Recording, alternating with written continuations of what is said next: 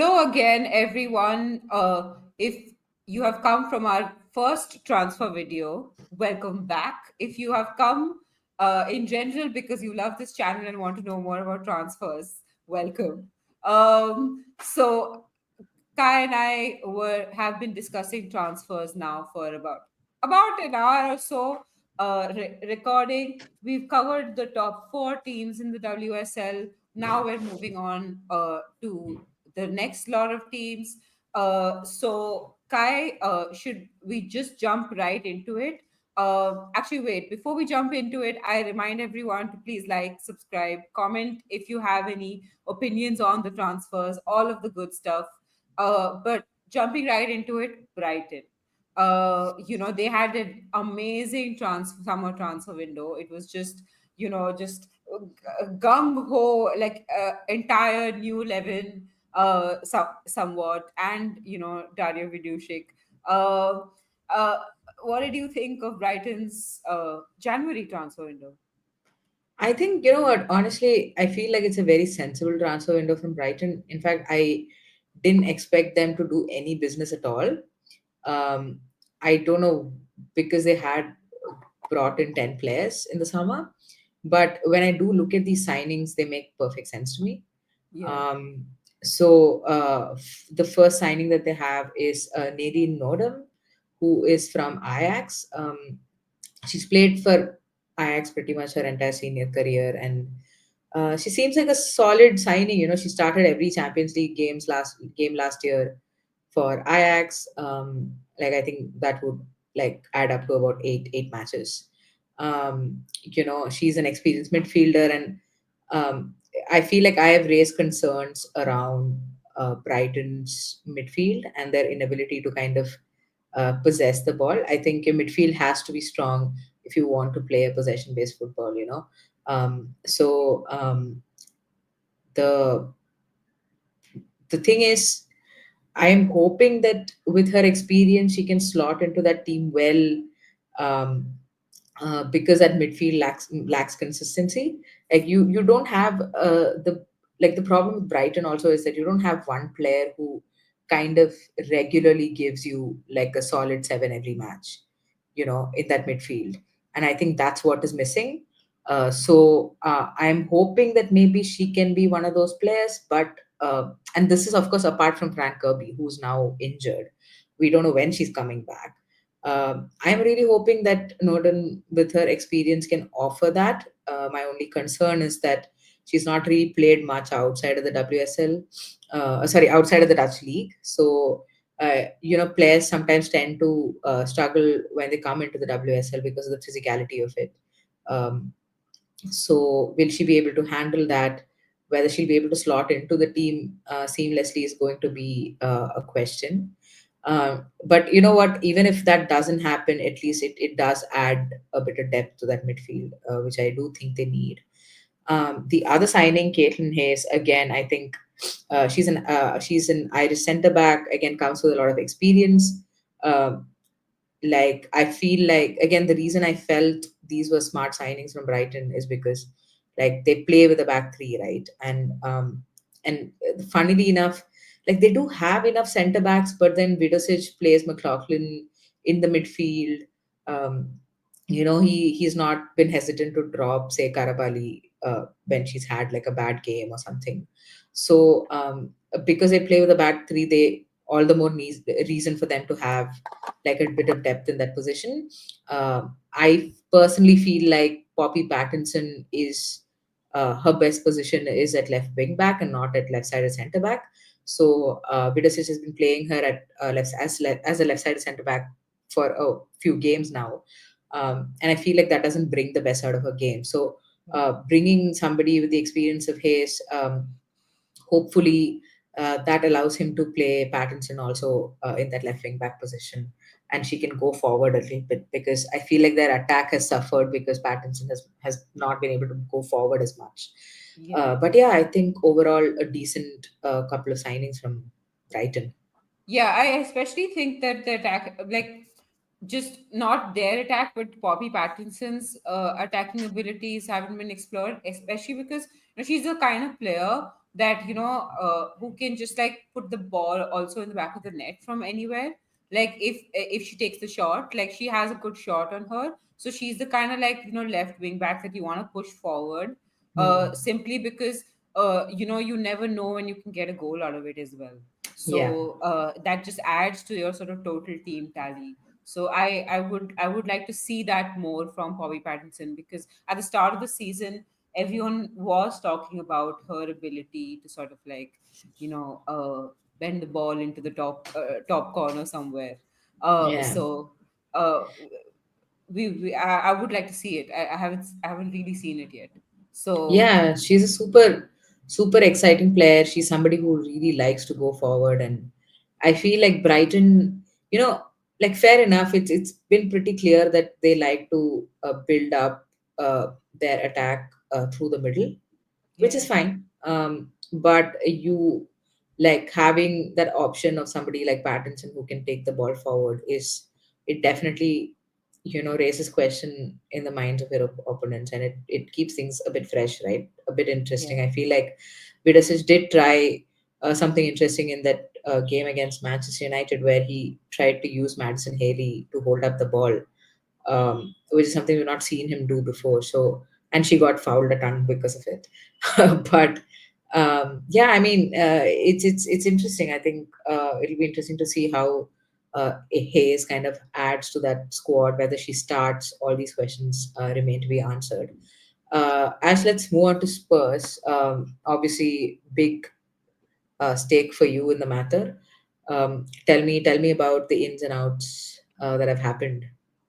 Okay, so Spurs, you know, we've had, like I said before in a previous video, we got Olivia Holton from SC Card, and Elise Kopp from Leicester, and the new addition that hasn't been mentioned before on the channel has been Josephine Rybreak from BK Haken, and of course we let go of Shuang Wang, uh, and renewed Becky Spencer's contract. So those are some big things that happened for Spurs. Now, like I've been crying out for a goalkeeper, like who could play out from the back for a really, really long time. Like if you've been watching this channel, everybody knows my opinion on Spurs goalkeepers. Now, like when Spurs signed Lise Kopp from Leicester, there was like this literal hallelujah chorus running through my brain. Like the bells were ringing, the angels were singing, everything was just like perfect. And it's a similar sort of situation on the left wing. Like everyone who watches this channel realizes my frustration with Naz. Like considering like her recent output and the fact that she like totally disappears in games. Like what has happened to Naz? Naz has just become a glorified speed merchant. And I do feel like Nas is the kind of player who used to be really good last season because she had competition. And Hmm. having competition to play in those wing spots with like Bize there, and like a bunch of people sort of competing for the similar positions, that Yeah. kind of like made it very like evident that it brought out the best in her. And I feel like that's no longer there because she's locked in to play, simply because there isn't that much competition. Like all of our other wingers, a lot of them are very, very young, and Yeah. so I don't see them challenging her, even though they have a lot of potential. Hmm. So that's why I think Olivia Holt is such a good option, because it gives, maybe she'll hold that position down, but it also gives Nas competition on the left. And like we've really been trying for another winger, because like England has just been carrying us over the line in terms of goal scoring. It's just ridiculous how much England has been carrying us in the past couple of games. Now, but I think more importantly than the goalkeeper and the winger is the fact that we got Josephine Rybreak from Haken at centre back. Now, I think our defensive record speaks for itself. I don't even have to say anything. But I also feel like we haven't been able to figure out our best centre back pairing between like Bartrip, Hunt, and Bueller. And like I don't know if you've noticed this, but I just feel like something feels off with Molly Bartrip since she's come Hmm. back from injury. Like, although at the start of the season, I would have said she's our best defender. Yeah. Like, she's recently been dropped in a game. She's just been a little all over the place, and Hmm. she's been making the wrong decisions. And earlier she was like the was central to our distribution, and even that has sort of like disappeared a little bit. Hmm. And maybe that might be down to the fact that she had a really good understanding with Summonin, and Summonin is not playing, so maybe that's just like exposing Molly Bartrip a little bit in a Hmm. way that she wasn't exposed earlier. But Yeah. whatever the case may be, I think it's good to get in another quality center back. So Hmm. I'm glad that Spurs have done that. Yeah. Yeah, I think yeah, Sumanan obviously has been a massive, massive miss for Spurs, and generally, I feel like Willaham also has had very little to pick from in terms of centre backs, if that makes sense. Like, Yeah, you know, again, another manager who's not really shy to drop players when they have yeah, bad performances, but when you have like your options are only Buller, Bartrip, and Hunt, what do you really do? yeah, Hopefully, Rabrick is also like a good ball playing centre back. We'll have to wait and yeah, see. Yeah. yeah. Moving on from Spurs to another team that's been having some difficulties since the start of the season, Aston Villa. Uh, Kai, what did you make of Villa's? They have a new coach, and like all interesting things are happening at Villa. What did you think of their transfers? Yeah, so Villa have a new coach. Her name is Natalia Arroyo, I think. Hang on, yeah. So basically, somebody who used to manage Real Sociedad until last season, and I personally have not seen Real Sociedad play under her or play a lot in general. Um, but in terms of like playing style and stuff, hopefully we'll get to see what she brings to that Villa team. The I think her, I guess, like big important achievements with Sociedad. One is finishing second a couple of seasons ago in that league, which is it's all in Liga F. It's basically the question is who's going to finish second and never Yeah, who's going to finish first. So that's the kind of gap that exists. I say this as a Chelsea fan, but I feel like with Chelsea, with the WSL as well, there is like a possibility that somebody else might win it. But with Barcelona, they win the league by like March. So, but anyway, so she finished second. I mean, Sociedad finished second when she was the manager. She also went to one of the cup finals last season. So yeah, somebody who can like clearly somebody who can bring the best out of a team. Hopefully her ideas fit in with match up with the kind of players that she has at Villa. And honestly, um, I'm feeling a bit hopeful because I actually like the Villa squad. I think it's a good group of players who are not like, just, again, like just a group of players who can all offer like a solid seven in a match.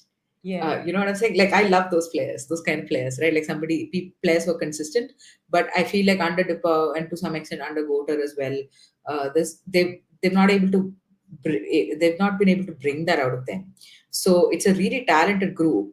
I think the aim at this point would be to finish at the top of the bottom half of the table because uh, pushing for best of the rest, I feel like there's like a 7 point gap there. I think, which I don't think they'll be able to make up. Who knows? Maybe if they have a good run and Brighton and Spurs falter, which all of is those are very possibilities. possible with Yeah, Brighton yeah, and exactly. Spurs. All of those are very real possibilities. But I feel like finishing seventh is like probably um, the bare minimum that they expect at this point from her. Um, and in terms of players and signings, obviously Villa have not signed any players. Not surprising at all, considering there's been this debacle with the coach. Yeah. So you don't want to invest without knowing how your new coach is doing. You already have a team that was kind of put together by your old coach, so so you have to figure out how to sort of just settle down a little bit, right? But Yeah. they did have some outgoings. I think a big one being Ken Sadali. Uh, Dali obviously was like a crucial player for Villa a couple of seasons ago. That iconic Daly Dali combination, Yeah. which I think won Rachel Daly the Golden Boot. So she got injured last season. She's never really found her form since, and it looked like under Depau she kind of fallen out of favor. And again for Dali as well, I think with the Euros on the horizon, she needs game time. So she's going to San Diego Wave. I think that's the most important outgoing, and of course Anna Leet, their second choice goalkeeper, I think has also left. Freya Gregory has not been getting much of a like not enough game time. So her move also makes sense, with Chastity Grant as well as like Adriana Leon looking good for Villa. So yeah, um, I think that's just about it with Villa. Unless you have anything else to add, Ash. Not really. Uh, Yeah. Let's have a look at Liverpool, shall we? I think Liverpool has made some really interesting, like no, done Liverpool some has interesting. No, but Liverpool has done nothing no, basically. no, no, no. Do not like underestimate the loan moves because Yeah. obviously towards the end of like December or the last game of December, Matt Beard comes out and says the club has given me no money, so we are not Yeah. going to buy anybody. So I thought Yeah. I expected Liverpool to be quieter in the market, but they've managed to do a bunch of I stuff. think so Liverpool basically, I think the biggest thing that they did was renew Hobinger's contract. I think Yeah, Hobinger is one of those, like the spine of the team sort of situation. So I'm glad that they retained her. And yes, you are right, Kai, in that they have really especially cashed in on that Chelsea loan army, but they also got Sam Kerr in from Bayern. So basically, they got Julia. Apart from that, they got Julia Bartel and Alejandra Bernabe. So yeah, yes, they haven't signed anyone and they haven't sold anyone. But like not signing anyone is fine. Is not so great. But the fact that you don't sell anyone also means that you're not cost cutting. Like they may not have money, but they've retained all their good players. That's also important in a transfer yeah, season. And like they've gotten like some really decent loans in to tide them over till the summer. Like we've been saying that something is wrong with the Liverpool midfield, something is wrong with the Liverpool midfield. And it seems like Matt Beard agrees with that diagnostic, having gotten Sam Kerr and Julia Bartel on loan. So, like, Bartel will probably be cover on the bench. That's how I imagine it. But Scottish Sam Kerr from Bayern has really looked good in the midfield, like for Liverpool. Like, she scored in the game against West Ham in the cup this week. It would be last week technically. yeah. Uh, she did, when she first came, her first two games, like against Brighton and Leicester, she seemed slightly unimpressive. I was just like, okay, yeah, whatever. But she seems to have found her footing, at least in the West Ham game. Although the West Ham game is a hard game to judge anybody on because Liverpool was just, it was 11 versus 10, and Liverpool had all of the ball in the second half, so it's impossible not to look good. But she Mm. did score a goal, so you gotta hand it to her. They also got Barnaby from Chelsea on loan, probably as cover for Hines, which I think is important because Hines, they've just been overplaying Hines. It's Mm. just ridiculous. So there are some players in Liverpool that really do need a rest. Yeah. So I think their most important win is renewing that contract for Hobinger, and I think for Hines as well, if I'm not wrong. Mm. So yeah, that's basically Liverpool's transfer window. I do feel like they haven't done anything wrong. Like it's not Mm. it's not been a the fact that they haven't bought anyone or sold anyone is not as a bigger horror show. Yeah. Because like they don't have Champions League hopes or anything anymore, right? They don't even So have league hopes. Like, I mean, they yeah, basically need to manage to beat teams around them or like yeah, draw with teams around them and then maybe have a good cup run. They're in both yeah, cups, I think. They're still alive in both cups. So I think oh, wait, not in the League Cup, in the FA Cup. yeah. So, I mean, I think that's probably going to be their aim, to have a good cup run. And to be fair, like players have also been overplayed because they've had a few injuries. So we'll have to wait and see how the team looks now with Roman Howe coming back and hoping they're coming back, etc. Yeah, yeah, absolutely. Moving on to Everton. Everton, some exciting signings at Everton. Kai, you want to get us through it? Actually, we've actually discussed both of them at some Both point in of our them. channel. Yeah. But you want to go over it once again? Yeah, I mean, Kelly Gago Ash is a big fan. I have yet to see her play because I have not watched that uh, Spurs Everton match where Spurs lost. Um, but clearly, Ash, I'm sorry, Ash is a fan. But you know what? Like from like an Everton perspective, they desperately need a finisher because they're like one of those teams that, like in the first half of the season, like they were struggling to score goals. And Snow is, while I think she's a decent forward, I don't think is clinical enough, and doesn't have like the quality. Um, Sometimes I feel like the box presence that's needed, and sometimes like even in transition, I don't think she's quite there yet, in terms of like what Everton needs. So it's interesting. I did see the formation, and Snows was playing right behind Gargo in that game against Spurs.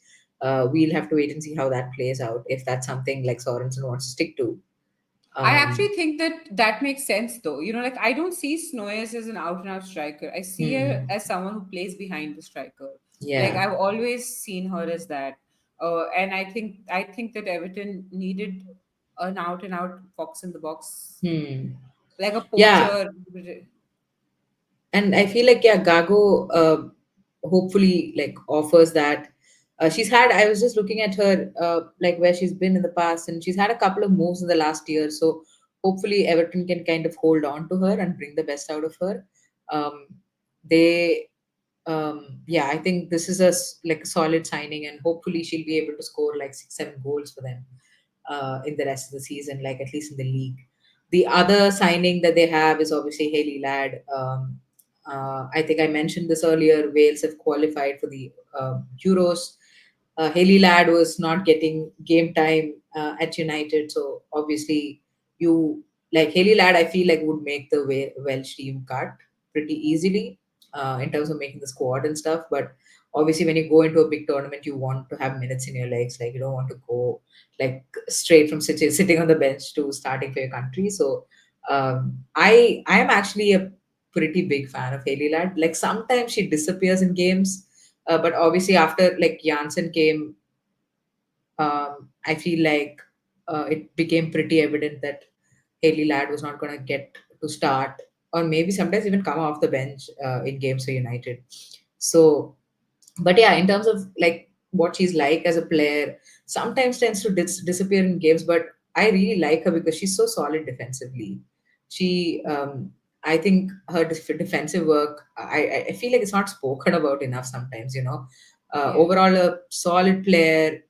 uh, she also some often crashes the box and like scores a couple of goals, which is also nice. Again, Everton, I mean, I if feel like she suits the way Everton plays as well. I think that hmm, the way she plays suits Everton's style of play. yeah. I feel like, the thing is, like, in the games that I've seen Everton, I feel like Honoka Hayashi has been, like, run ragged. And I Yeah. love Hayashi. Like, she's like, her work rate is absolutely insane. I'm a big fan.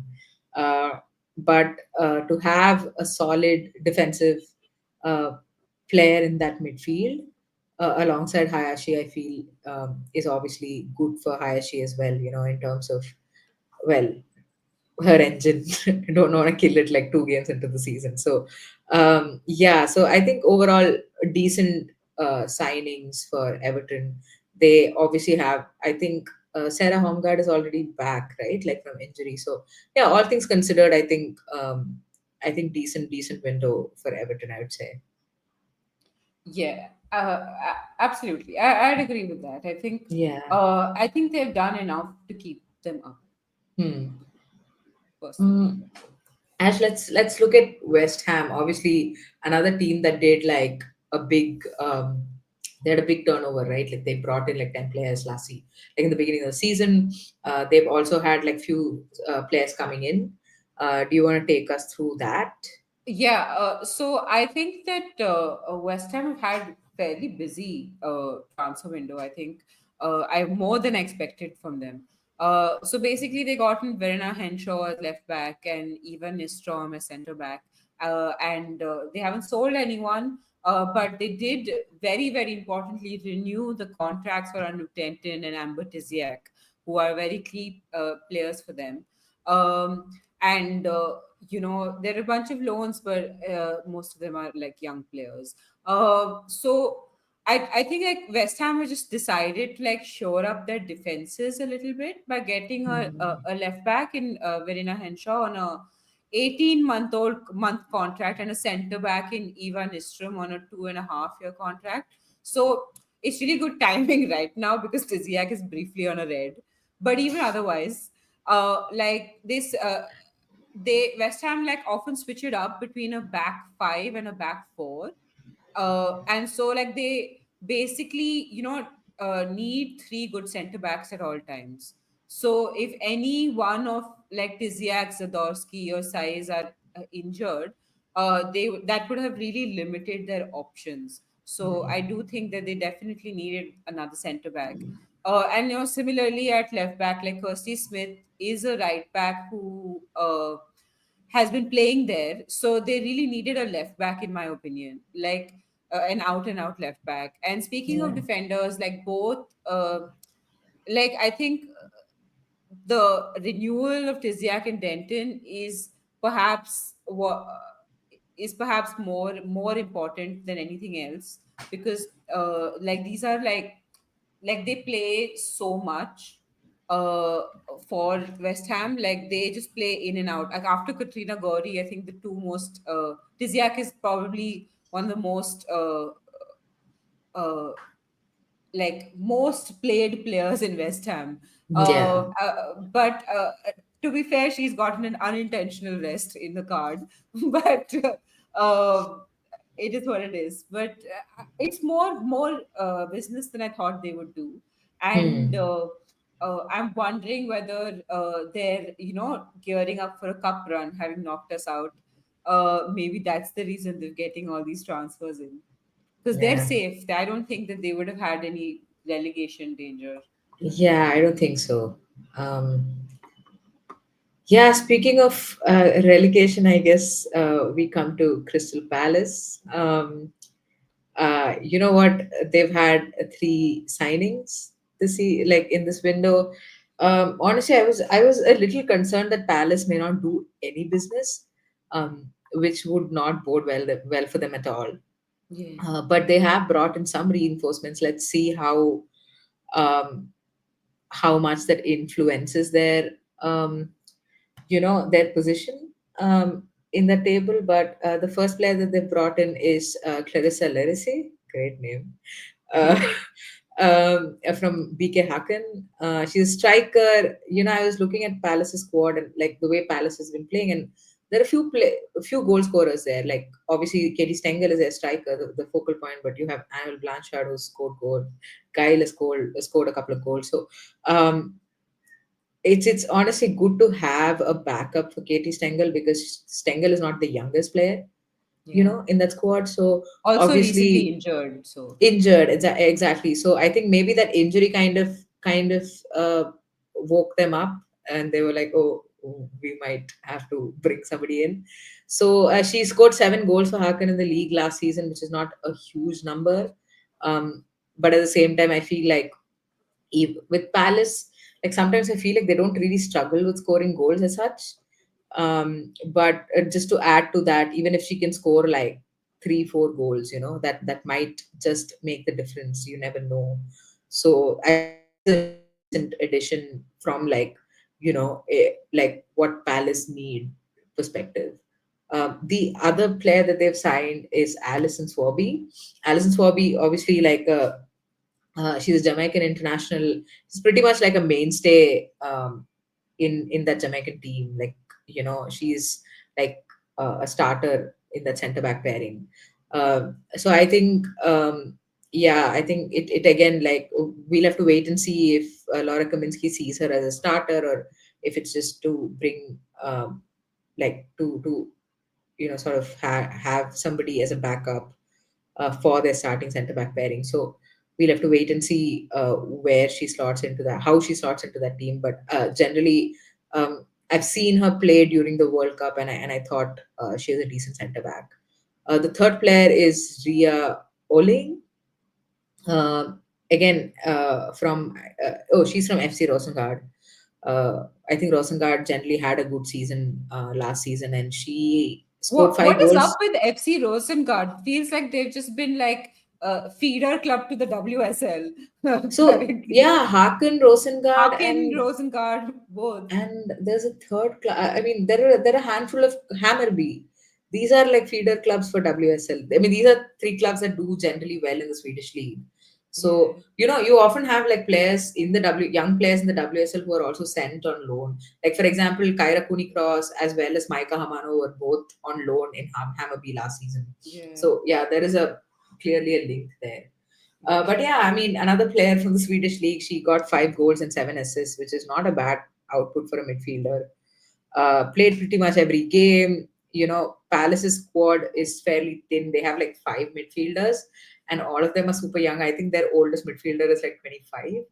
yikes. So which is like, yeah. So you know, having Oling there hopefully brings some depth and some experience to that midfield, like, just to calm things down, because um, we've seen how much Palace struggle in latter stages of the game. So to have a calm head in the midfield, I think will really help. And also, like, just bringing in players, just bringing in more bodies to bring off the bench for Palace, because of how exhausted they get by the time, like by the 60 70 minute mark. Yeah, Like any signing is like good for them, and I think these are, I feel like they have made like a good assessment of what they need and have managed to, I feel like they might have wanted to get like a couple of more players, yeah. maybe one in the midfield and one in attack, but I feel like this is decent business for Palace. Yeah. I mean, my only hope from Palace is that somehow, by some miracle, they manage to stay up. Because I really like Palace. And to be honest, I would rather Palace in in the WSL than Leicester. Like I find, like, whenever I have to watch a Leicester game, I'm just like, oh my god, it's just a real like uh task where you're just like, okay, this is homework. Whereas whenever I have to watch a Palace game, I'm like, ooh, Palace, let's go Palace. So Yeah, there's that excitement, and that just comes from seeing a team being ambitious and going out to play football and just doing all those fun things. So I just I would much rather Leicester get relegated than Palace. yeah. Speaking of Speaking Leicester, of, yeah, go for it, Ash. so Leicester got Olivia Clark from FC Twente, and if I pronounce this right, I deserve a prize. Flynn Eric's daughter from Kristianstads. So hopefully I got that right. And like as I mentioned, they sold Lysekop to Spurs. Uh, Now, Leicester fans, you may rejoice. I know I digged you out and said I hope you get relegated. Technically, I didn't say I hope you get relegated. I said I prefer you get relegated. But Yeah, you should rejoice. You finally have a striker. Any goals are better than zero goals. So Helen Eric's daughter comes in from Christian's Stads. She has 15 goals and 4 assists in a club whose name I cannot pronounce clearly. Now she is everything she needs to succeed. thinking she has no competition, and she starts on day one. Right? So Yeah. just It's like she no. comes from the flight and Yeah. lands on the pitch. Like sticker in the box. Yeah, stay there. Yeah. Yeah. Oh man, They Leicester's. We shouldn't also, be laughing about Leicester's pain. I'm sorry. I'm yeah. sorry, Leicester fans. Sorry, Leicester fans. They also got in a goalkeeper in Olivia Clark, probably as cover for Leipzig. You know, Leipzig also, I think, needed the cover because I think some competition will do her good. She the last couple of games she's been a little bit. I would say she just had a few fumbles here and there. She may need her confidence back. Some Yeah. competition might help spur that on. Yeah. Absolutely. Yeah. So that brings us, finally, we have managed to complete our great transfer saga over two giant videos. Yeah. Clearly, Kai and I have much to say about everything. So, I mean, that's probably why we have a chat, why we started this channel in the first place. Yeah. So, Even if it everyone, makes sense, if it doesn't, we have a lot to say. Just yeah, like yeah, yeah. yeah. Uh, gotta spin that yarn. Yeah. Um, anyway, that brings us to the end. Make sure you like, subscribe, share, comment, do all those great things, and just tell us your feelings about the transfers. I think there have been some interesting ones, there have been some lackluster ones. uh, I'm sure everyone has a lot of opinions, so make sure you put them down. I will see you in the watch along that we're doing. So make sure everyone tunes in for that. It's going to be an exciting game, I think. Yeah. Yeah, Arsenal Yeah. fans, if you're listening, tune Yeah, in. Arsenal fans, do join us. Yeah, it's we will end up having fights. That's what's gonna happen. We'll get Yeah, cancelled, Ash. That's what's gonna happen. Uh, yeah, but yeah, do yeah, tune in. yeah. Tune in. See you in the watch along. Bye bye.